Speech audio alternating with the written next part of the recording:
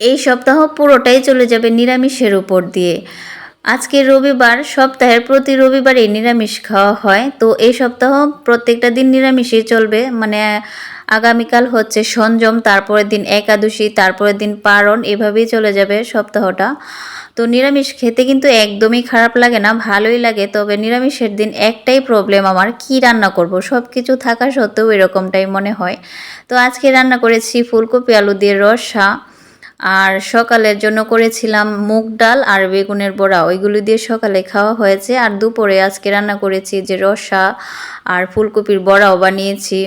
নিরামিষের দিন একটু বড়া ভাজি হলেও খেতে ভালো লাগে। আর আমি একটু তেল মশলা কম খাওয়ার চেষ্টা করি, যেহেতু আমার অনেকটাই প্রবলেম হচ্ছে, ইদানিং খুব বেশি প্রবলেমে ভুগতেছি। তো এরকম কোনো তরকারি আছে তেল মশলা কম হলে খাওয়া যায় না, যেমন এই যে ফুলকপি আলু দিয়ে রসা করেছি, এটার মধ্যে তেল মশলা কম হলে দেখা গেছে ভালো লাগবে না খেতে। তো ডাল সকালে রান্না করেছিলাম, এখন কিন্তু আমি বড়াগুলি ভাজবো, সেজন্য কিন্তু ফুলকপিগুলো সামান্য ভাপ দিয়ে নিয়েছি। আর ব্যাটারটা আমি আগেই গুলিয়ে রেখেছিলাম। তো ভালো করে সুন্দর করে ব্যাটারটা দিয়ে এখন আমি বড়াগুলি খুব সুন্দর করে ভেজে নিচ্ছি। চুলাটা কিন্তু একদম লোতে রাখতে হবে, না হলে কিন্তু বড়া একদম এক সাইড পুড়ে পুড়ে যাবে, বড়া হবে না।